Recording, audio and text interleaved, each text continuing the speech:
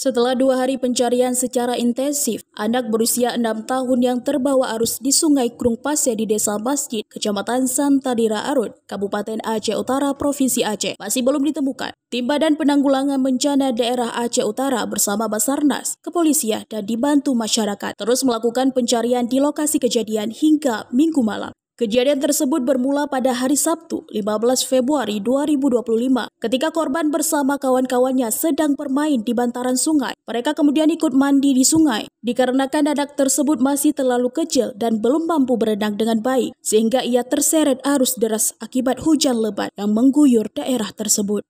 Menurut keterangan warga setempat, temannya sempat mencoba menyelamatkan dengan memegang tangannya, namun arus yang sangat deras membuat korban terlepas. Upaya penyelamatan yang dilakukan secara spontan di tengah derasnya air sungai tidak membuahkan hasil. Hingga kini, pencarian masih berlangsung. Tim penyelamat mengimbau masyarakat agar segera memberikan informasi apabila menemukan petunjuk yang berkaitan dengan keberadaan korban.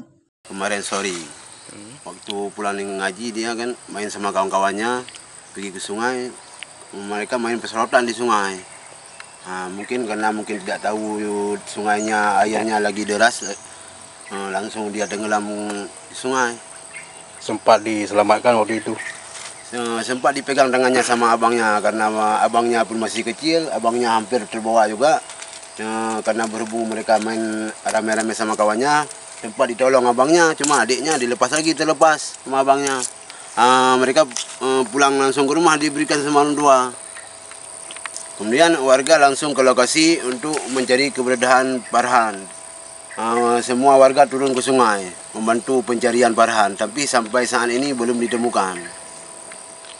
Ini dari masyarakat, tim SAR Aceh Utara, pokoknya sudah terlibat, semua unsur sudah terlibat ini.